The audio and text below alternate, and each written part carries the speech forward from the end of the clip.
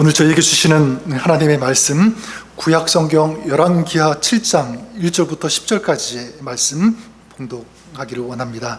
열왕기하 7장 1절 말씀 제가 봉독하고요, 우리 10절까지 저와 여러분들이 한 절씩 교독하도록 하겠습니다. 엘리사가 이르되 여호와의 말씀을 들을지어다. 여호와께서 이르시되 내일 이맘때에 사마리아 성문에서 고운 밀가루 한 쌀을 한 세겔로 매매하고 보리 두 수알을 한 세겔로 매매하리라 하셨느니라. 왕이 그의 손에 의지하는 자 곧 한 장관이 한 사람에게 대답하여 이르시되 여호와께서 하늘의 창을 내신들 어찌 이런 일이 있으리요 하더라.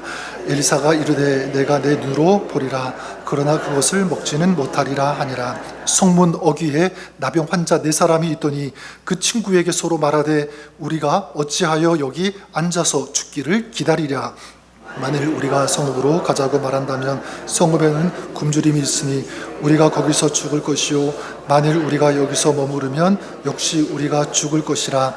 그런즉 우리가 가서 아람 군대에게 항복하자. 그들이 우리를 살려두면 살 것이요 우리를 죽이면 죽을 것이라 하고 아람 진으로 가려 하여 해질 무렵에 일어나 아람 진영 끝에 이르러서 본즉 그곳에 한 사람도 없으니 이는 주께서 아람 군대로 병거 소리와 말 소리와 큰 군대의 소리를 듣게 하셨으므로 아람 사람이 서로 말하기를 이스라엘 왕이 우리를 치려하여 헷 사람의 왕들과 애굽 왕들에게 값을 주고 그들을 우리에게 오게 하였다 하고 해질 무렵에 일어나서 도망하되 그 장막과 말과 나귀를 버리고 진영을 그대로 두고 목숨을 위하여 도망하였음이라.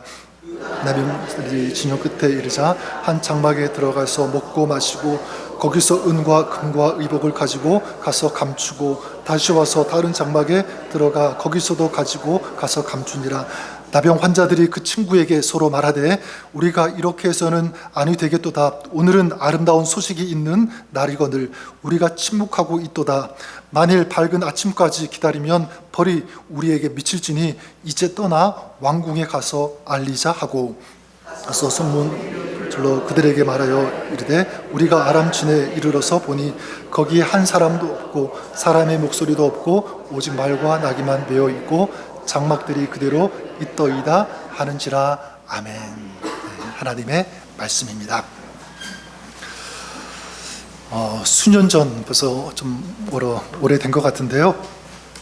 어떤 그 신문 사에서 어떤 대학교, 한국 대학교입니다. 대학교 대자보에 있는 어떤 그 글을 인용하면서 참고하면서 신문 기사를 낸 적이 있습니다. 학생들이 젊은이들이 너무 그 현실이 답답하고 힘드니까 그 마음을 대자보에 올렸는데 실었는데 그걸 신문 기자가 보고 그 내용을 신문 기사로 다룬 것입니다. 근데 그 내용을 소개하면서 신문 기사 제목을 어떻게 정했냐면 이렇게 정했습니다. 청춘이라 쓰고 절망이라 잃는다. 이런 비슷한 말씀 얘기 많이 들어보셨죠? 청춘이라고 쓰고 절망이라고 잃는다라고 하는. 그러니까 이 청년들이, 학생들이 안간힘을 힘을 쓰는 거예요. 열심히 공부는 하는데 이 취업의 벽이 너무나 높고요. 그리고 취직하는데 너무 불공평하고 또 집값은 막 치솟고 너무너무 어려운 거예요. 그래서 막 절규할 힘조차도 다 잃어버리는 그런 상태. 이런 젊은이들, 학생들의 그 마음을 절절하게 담아낸 이 신문 기사의 제목, 청춘이라 쓰고 절망이라고 잃는다. 근데 이건요 우리에게도 해당이 되는 것 같아요. 우리 인생, 우리 살아가면서 우리 인생이라고 하는 노트에도 여러분 어떻게 쓸 때가 참 많이 있습니까? 절망이라고 쓰고 싶을 때가 참 있지 않습니까? 절망이라고 또 읽을 수밖에 없는 그런 순간들 굉장히 많이 있을 거예요. 전 결론부터 말씀드리지만 여러분들 그럴지라도 전 여러분들이 그 절망이라고 쓰고 절망으로 읽는 사람이 아니라 절망이라고 쓰고 소망이라고 읽을 수 있는 그런 저 여러분, 좀 우리가 그렇게 되었으면 좋겠습니다. 다시 말씀드리면 절망이라고 쓰고 소망이라고 읽는 사람, 다시 말해서 절망을 소망으로 바꿀 수 있는 그런 사람, 이것이 저와 여러분 우리가 될 수 있기를 우리 주님의 이름으로 간절히 축원합니다. 어떻게 그럴 수 있을까라고 할 때 오늘 본문에 나오는 이 나병 환자 4명의 이야기를 통해서 그 답을 좀 추적해 보기를 원하는데요. 오늘 우리가 읽은 이 말씀의 배경, 열왕기하 7장 말씀을 읽었지만 그 앞에 나오는 6장의 지금 이 시대 배경이 어떤지를 알 수가 있습니다. 주전 860년 그 엘리사 선지자가 활동하던 그 시기였어요. 아람, 지금으로 하면 이 시리아 나라에 해당하는데 이 아람 왕 베나닷이 대군을 이끌고 와서 사마리아 성을 포위한 것입니다. 그 성 사람들을 다 죽이기 위해서, 무너뜨리기 위해서 왔겠죠. 근데 이 아람 군대가 이 성을 봉쇄하고 포위하는데 이 시간이 굉장히 길어진 거예요. 그러다 보니까 이 성 안에 뭐가 발생했냐면 기근이 발생하기 시작했습니다. 그래서 6장 어떤 내용들이 있냐면 나귀 머리 하나를 이제 매매를 하게 되는데 이 나귀 머리 사실 필요 없는, 갖다 버리는 그런 거였거든요. 근데 이 나귀 머리 하나를 사기 위해서 은 80세겔을 지불해야 한다. 지금 돈으로 따지면 1,000달러에 해당하는 굉장히 큰 돈이에요. 없어도 되는 그런 나귀 머리를 사는데 1,000달러. 또 심지어 그 어떤 내용이 나오게 되냐면 비둘기 똥 4분의 1 값을 얼마에 사냐면 은 5세겔에 사야 되는, 지금으로 말하면 그 종이컵 비둘기 똥, 사실 이건 갖다 버리는 것 아무 신경 쓰지 않은 것, 그걸 음식이 없어 먹을 게 없으니까 그걸 사기 위해서 은 5세겔, 지금으로 말하면 70달러 정도를 지불해야지만 똥을 사는 거예요. 굉장히 심각한 기근이 일어나고 있음을 알 수가 있죠. 그런데 갈수록 이 기근이 더 심해지고 아무것도 먹을 수 있는 것이 없게 되니까 어떤 지경까지 가게 되면 사람을 먹게 되는, 그 자녀를 막 먹게 되는. 그래서 이 여인들의 그 이야기가 소개되는데 어떤 여인이 얘기합니다. 오늘은 당신의 자녀부터 잡아먹자. 내일은 우리 자녀를 잡겠다. 막 이런 약속까지 나와요. 그러니까 이런 절망적인 이 비극이 이 사마리아 성 안에 가득 차게 되었다는 것. 이게 지금 말씀의 배경인데요. 자, 이런 상황에서 오늘 말씀 7장 1절에 보면 하나님의 선지자 엘리사가 사마리아 성 사람들에게 외치는 것입니다. 선포해요. 어떤 내용이냐면 여호와께서 이르시되 내일 이맘때에 사마리아 성문에서 고운 밀가루 한 스아를 한 세겔로 매매하고 보리 두 스아를 한 세겔로 매매하리라 하셨느니라. 자, 내일 이맘때에 가루 한 스아를 한 세겔로 매매한다. 한 스아, 이게 뭐냐면 한 7kg 정도, 지금으로 하면 밀가루 한 7kg 정도가 되는데 한 세겔, 그러니까 지금 돈으로 따진다면 한 12달러 정도에 살 수 있다. 보리도 마찬가지 두 세겔 14kg을 12달러 정도로 살 수 있다. 지금 뭐를 선포하고 있는 것입니까? 완전히 대반전이 일어난다. 상황이 역전된다는 거예요. 그러니까 얼마든지 양식을 먹을 수 있는 그런 상황이 된다. 적은 돈으로 풍성히 먹을 수 있는 그런 일이 이제 곧 일어나게 된다라는 것입니다. 소망의 메시지. 그러니까 이 메시지 속에는 또한 무엇이 담겨 있냐면 이제 이 성을 둘러싸고 있는 아람 군대가 패배하고 떠나갈 것이라고 하는 이 승리의 이 메시지도 여기에 이 선포 속에 담겨 있다는 것이죠. 근데 이 메시지 앞에서 사마리아에 한 장관이 있는데 이 장관이 이 메시지 앞에서 이렇게 대답해요. 2절에 보면 여호와께서 하늘에 창을 내신들 어찌 이런 일이 있으리요. 하나님이 창을 내신다고 한들 어떻게 당신이 말한 그런 일이 있을 수 있겠느냐. 하나님께서 하신다고 해도, 하나님께서 폭포수와 같은 하늘 문을 여시고 쏟아 부어 주신다고 한들 아무 일도 없을 것이다. 그건 불가능하다라는 것입니다. 지독한 불신이에요. 하나님의 약속을 신뢰하지 못하는 이런 불신. 자, 그런 장관에게 이 엘리사가 뭐라고 얘기하냐면 네가 네 눈으로 보리라 그러나 그것을 먹지는 못하리라. 엘리사가 이 얘기를 하는데 이 예언이 성취가 되죠. 그 다음날 이 사마리아 성이 회복되었을 때 이 장관이 어떻게 되냐면 사람들의 발에 밟혀서 죽게 되는 거예요. 성은 회복되었는데 먹을 것이 많아졌는데 먹지 못하고 죽는 그런 신세로 운명으로 끝이 나게 된다는 것입니다. 자, 그런데 이런 동일한 상황에서 정반대의 반응, 행동을 한 사람들이 있어요. 그게 누구냐면 바로 이 4명의 나병 환자들, 우리 문둥병자들입니다. 나병, 이건 단순한 질병이 아니죠. 이 나병은 당시에 굉장히 부정한 질병으로 취급받았습니다. 그래서 사회로부터도 격리가 되어지고 공동체로부터 분리되는 그런 병이 바로 이 나병. 그러니까 나병은요, 살이 썩어져 나가는 거잖아요. 떨어져지고 문드러지는 그런 질병. 그러니까 이 나병 환자들 살은 썩어져 나가 문드러지고 떨어져 나가고 소외되고 버림받고, 거기다가 성 안에는 기근이 극심하고, 그리고 들어갈 수도 없고, 그렇다고 뭐 다른 곳에 갈 수 없는. 그러니까 이 사람은 지금 이 4명의 나병 환자들은 어떤 상황입니까? 생존 가능성이 5%도 아니고 1%도 아니고 완전히 0%에 있는 그런 사람들. 그러니까 절망 중에 가장 깊은 절망의 웅덩이에 빠져서 나올 수 없는 그런 사람들. 이게 지금 나병 환자들이 처한 상황인 것입니다. 자, 그런데 결론적으로 이들이 어떻게 되냐면 아람 군대가 패망해서 도망한 그 현장을 가장 먼저 찾아가게 되고요. 그 현장을 목격하게 됩니다. 그리고 그들이 남긴 음식, 그들이 남긴 금과 은을 다 취하게 되죠. 그리고 어떻게 합니까? 결정적인 것은 아람 군대가 다 도망갔다는 이 기쁜 이 승리의 소식을 사마리아 성 안에 들어가서 이 소식을 전하게 된다는 거예요. 자, 그러면 질문할 수 있습니다. 그런 일들, 어떻게 이들이 이런 하나님의 은혜의 역사, 이 승리의 역사를 가장 먼저 경험할 수 있었는가? 그리고 이 승리의 기쁜 이 소식을 어떻게 그들이 전하게 될 수 있었는가?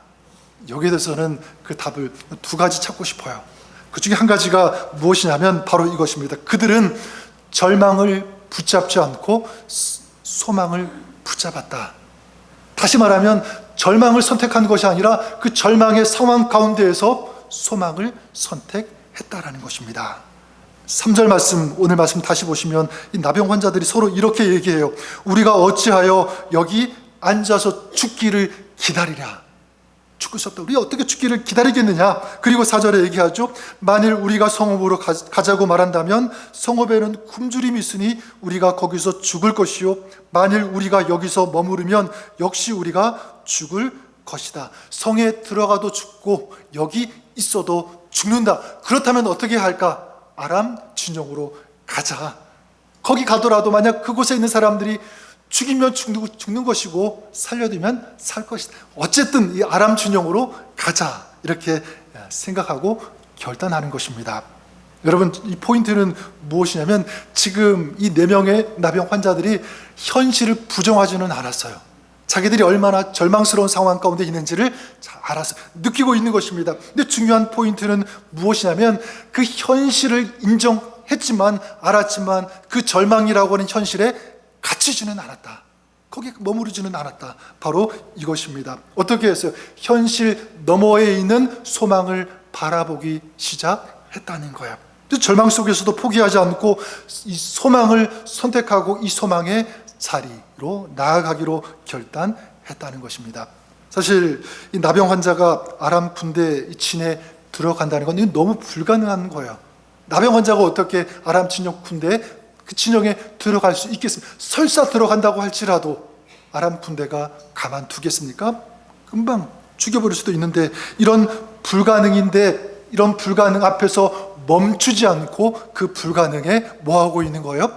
도전하고 있는 것입니다. 20세기 가장 영향력 있는 기독교 사상가 한 사람을 꼽으라고 한다면 바로 C.S. 루이스라고 할 수 있을 것 같아요. 그래서 이 나니아 연대기 같은 작품, 영화로도 만들어지지 않습니까? 근데 이분이 쓴 책 중에 한 고참 악마가 자기 조카 악마에게 인간의 타락을 조언하는 그 방법을 이제 가르쳐주는 그런 이제 내용, 그런 역설적인 형식의 이 책이 있는데, 그 책 제목 이름이 무엇이냐, 바로 스크루테이프의 편지라고 하는 책이 있습니다. 스크루테이프의 편지. 그래서 악마는 여기에서 성도가 기도를 포기하게 만드는 것보다 효과 없는 기도를 하게 만드는 그런 걸 가르쳐요. 왜냐하면 그렇게 하면 기도하고 있다고 생각하지만 저 능력 있는 기도를 할 수 없으니까, 자기는 그냥 기도하고 있다라고 생각하는데 그게 파워 있는, 능력 있는 기도가 될 수 없기 때문에 그런 기도를 하도록 사단이 조종하고 전략을 세우고 이제 막 그런 꾸미는 거예요. 이 전략을 세우는 거죠. 그래서 이 책 속에 이 성도의 이 기도의 능력을 무력화시키고 하나님과의 이 관계, 이 신뢰 관계를 파괴하는 그런 방식으로 사용하는 세 가지 언어를 제시하고 있는데, 자, 이것은 어떤 의미가 있냐면 우리의 그 신앙생활을 패배하게 하고 승리하지 못하게 하는 어떤 족쇄와 같은 단어일 수도 있고, 그러니까 우리가 기도하면서 되도록이면, 아니 절대로 사용하지 말아야 되는 세 가지 단어, 표현이 있습니다. 그 첫 번째가 뭐냐면 만약에라고 하는 단어, if라고 하는 단어예요. 만약에 하나님께서 살아 계신다면, 이렇게 우리에게 얘기하는 거죠. 만약에 하나님께서 하실 수 있다면 이렇게 해주십시오. 종종 우리가 그런 표현 쓰지 않습니까? 근데 하지 말라고 하는 것, 이 만약에라고 하는 이 단어는 굉장한 불신의 소리, 의심의 소리라는 거예요.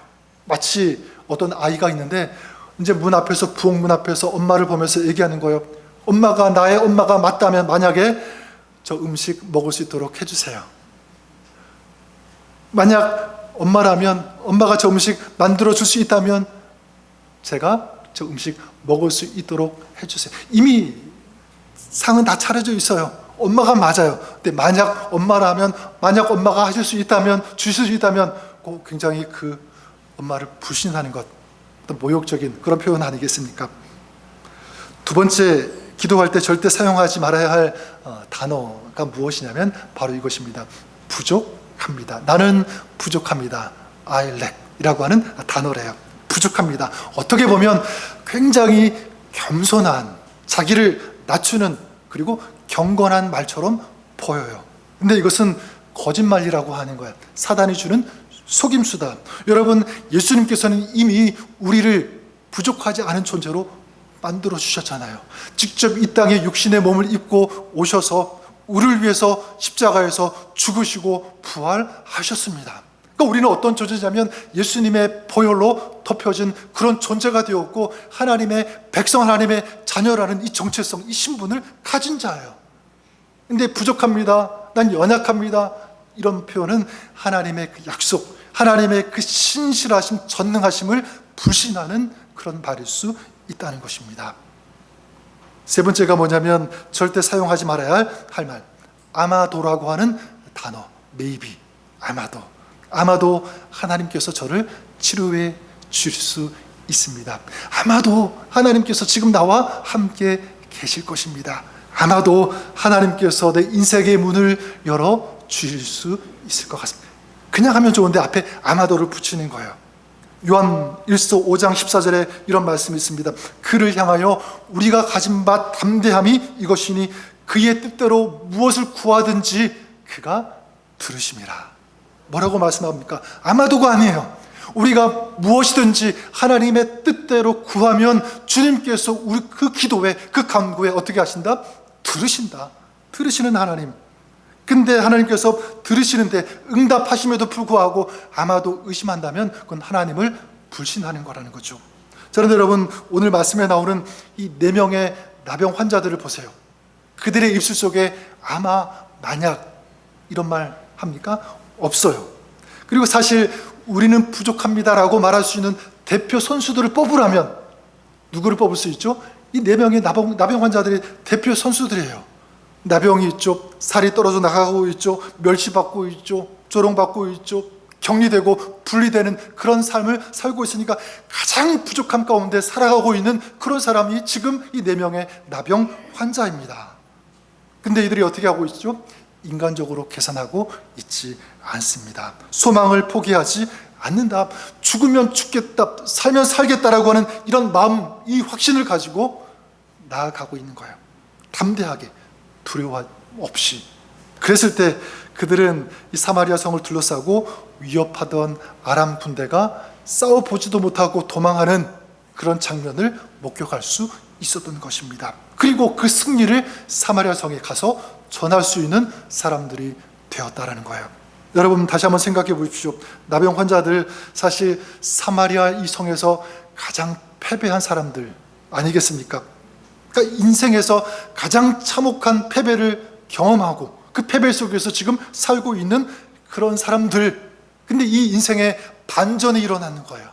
완전히 패배했던 그런 사람들이 지금 이 승리, 위대한 이 승리를 선포하고 전하는 사람들이 될 수 있었다. 얼마나 아름다운 역사입니까? 어떻게 그럴 수 있었는가? 그들 안에 뭐가 있었기 때문에? 꿈, 소원, 소망이 있었기 때문에 그래요. 그래 여러분, 꿈은 그냥 꿈이 아니라 생명과 같다라고 말씀드리고 싶어요.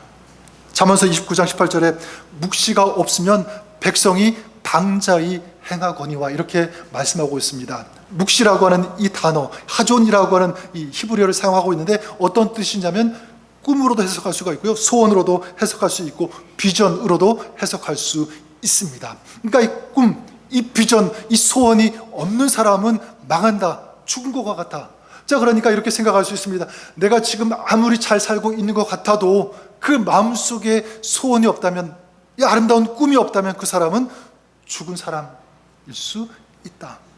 반대로 지금 내 삶이 마치 죽은 것처럼 보여도, 아무런 소망이 없어도 내 마음속에 소망을 놓지 않고 붙잡고 있다면, 소원이 있다면 그 사람은 죽은 사람이 아니라 살아있는 사람. 대표적으로 어떤 사람들이 있죠? 사마리아 성 안에 있는 사람들은 지금은 살아있지만 소망이 없기 때문에, 꿈이 없기 때문에 그들은 마치 죽은 사람인 거야.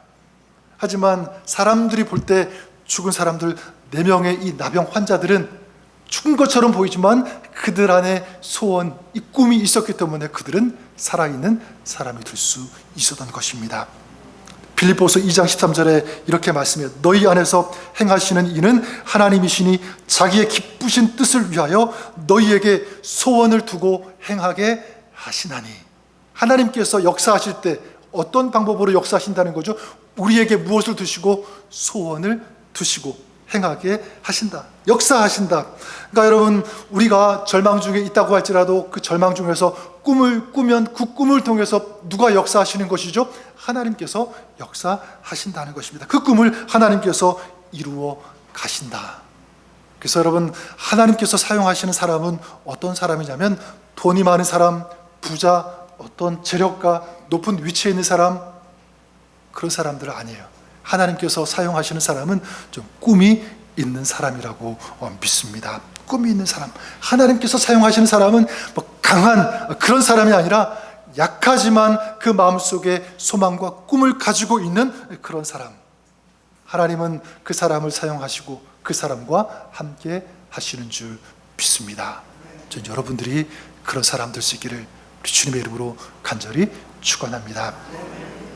두 번째, 이 4명의 나병 환자들이 이 하나님의 이 승리의 역사를 가장 먼저 경험할 수 있었던 그 이유가 무엇이었을까 꼽는다면 이것입니다. 그들은 이제 믿음으로 소망을 향해 나아갔기 때문에, 다른 표현으로 하면 작은 순종의 발걸음을 내디뎠기 때문에, 시작했기 때문에, 출발했기 때문에 그렇다는 것입니다.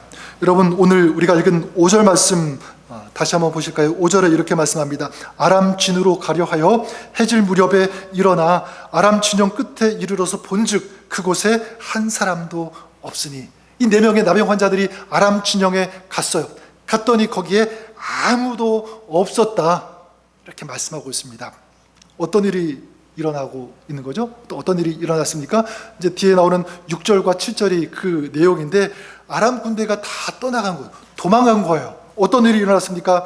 아람 군대가 이제 해질녘에 아마도 저녁을 먹으려고 음식을 준비하고 있었는지 모르겠어요.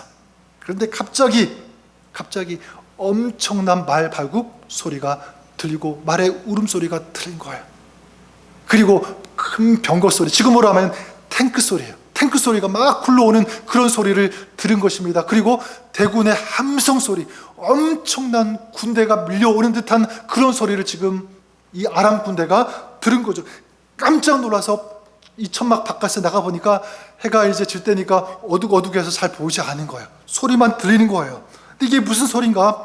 큰 군대가 밀려오는 것이 틀림없다. 아마도 사마리아 왕이 이 주변의 헷, 그리고 애굽 왕들에게 돈을 주고 용병들을 사서 우리를 치기 위해서 몰려오는 것이다, 이렇게 생각하고요, 겁먹어서 두려워서 준비하고 있던 음식, 모르겠어요, 이게 김치찌개인지 된장찌개인지 모르겠지만 다 내려놓고 신발도 신을 겨를도 없이 혼비백산해서 도망간 거예요.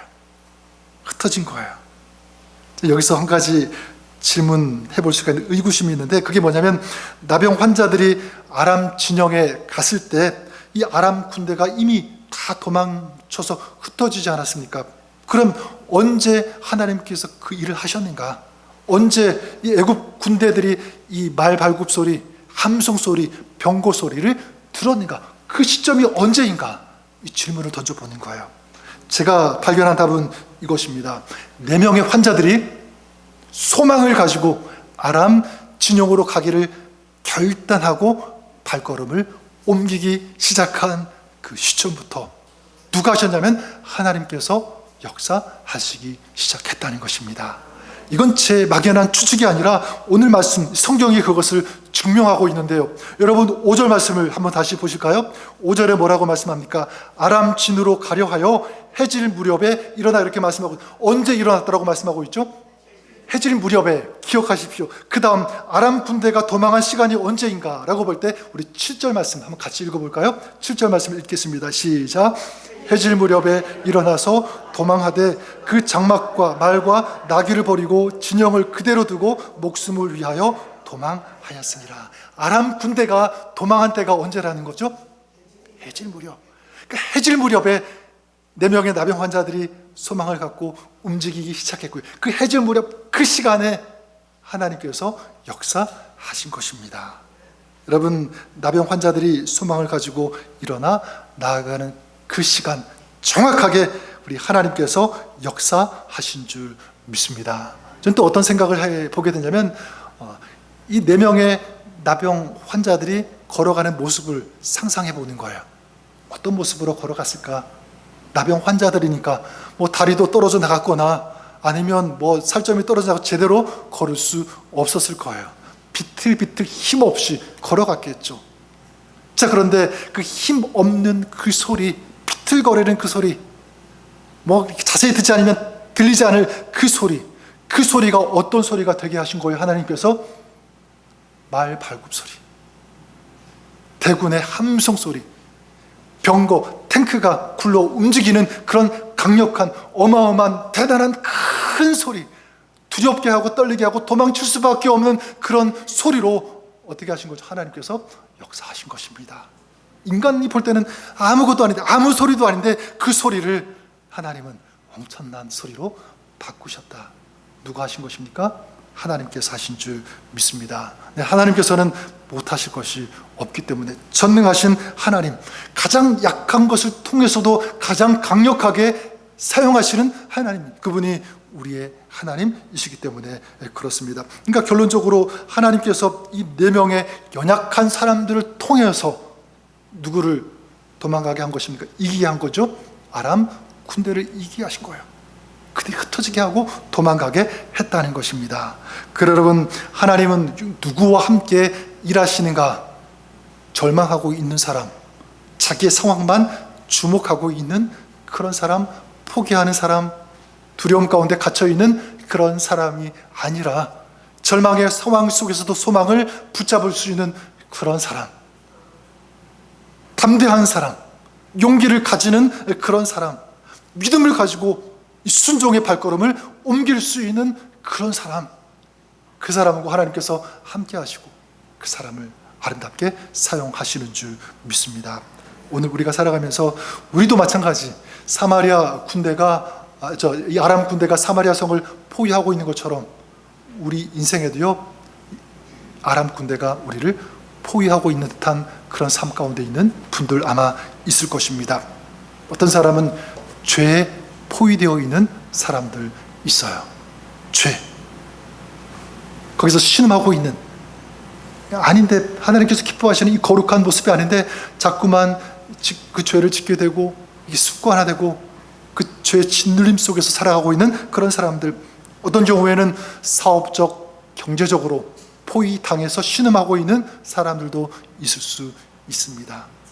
어떤 분은 질병, 이 건강, 이것이 우리를 포위해서 두렵게 하는 어떤 그런 시간을 지나고 있는 분들도 아마 있을 것입니다. 근데 여러분, 가장 처절한 절망의 문제는 무엇이냐면 죽음 아니겠습니까? 죽음의 문제예요. 죽음의 문제. 아담과 하와의 이 타락 이후에 마귀는 위체로 인간을 포위하고 우리를 둘러싸고 봉쇄합니다. 인간의 힘으로는 이 죄 이길 수 없어요.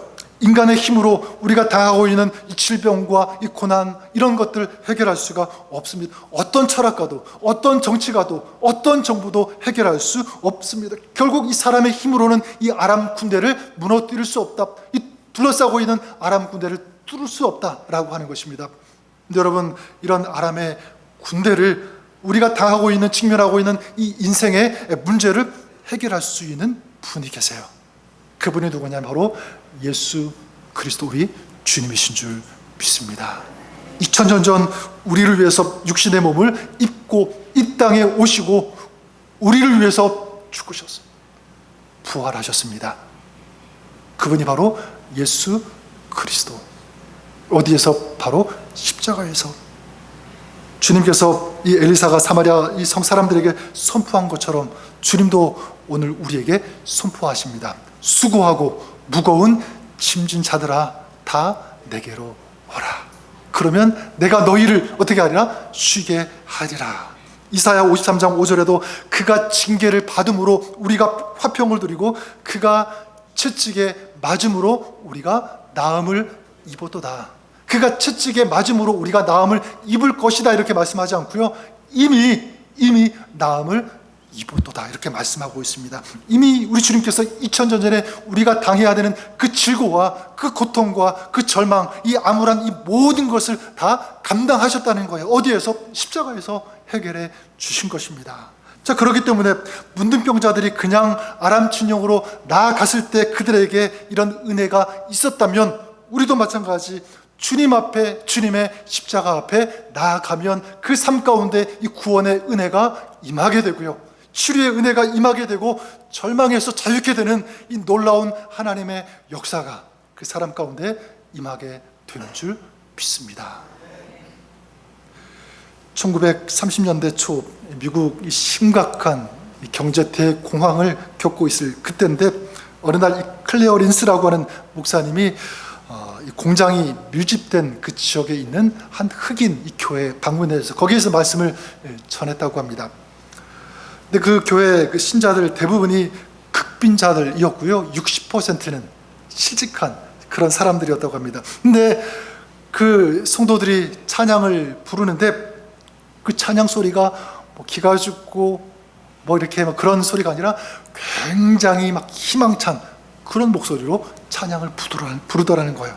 그 표정에서도 절망의 이 빛은 하나도 찾아볼 수가 없고 소망이 가득했다라고 하는 거예요. 그래서 목사님이 이제 설교를 중단하고 이 성도들에게 물은 거예요. 아니, 지금이 대공황 아닙니까?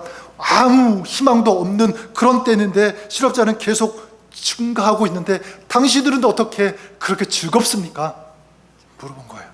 그때 어떤 한 교인이 그 자리에서 벌떡 일어나서 이렇게 얘기했다고 합니다. 우리는 지금 예수 그리스도를 노래하고 있기 때문입니다. 예수 그리스도가 우리와 함께 계신다고 하는 이 희망이, 소망이 우리에게 있기 때문에 그렇습니다.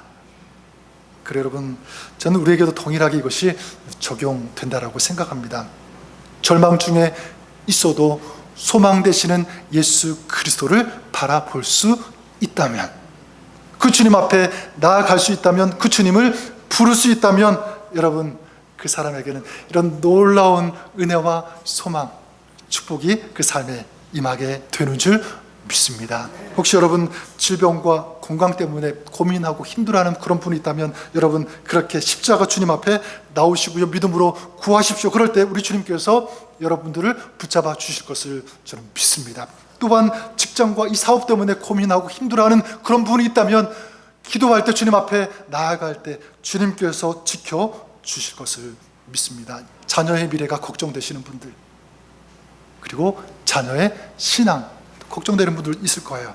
우리가 기도하면 주님께서 그들의 미래를 열어주시고, 신앙도, 그들의 마음 무너진 어떤 그런 모든 것들도 주님께서 회복시켜 주실 줄 믿습니다. 관계 때문에 어려움 당하고 갈등 당하고, 그래서 마음이 너무너무 힘든 어떤 깨어짐, 무너짐 가운데 지나고 있다면 마찬가지, 주님 찾을 때, 주님 의지할 때, 주님 부를 때 우리 주님께서 그 관계의 회복의 은혜까지 허락하시고 좀 부어 주실 것을 믿습니다. 이렇게 치유하시는 하나님, 길을 열어주시는 하나님, 은혜를 베풀어 주시는 그 하나님과 동행하는 복된 여러분의 삶, 가정, 우리 교회가 되시기를 주님의 이름으로 간절히 축원합니다. 우리 주님께서 그렇게 역사해 주실 것을 믿습니다.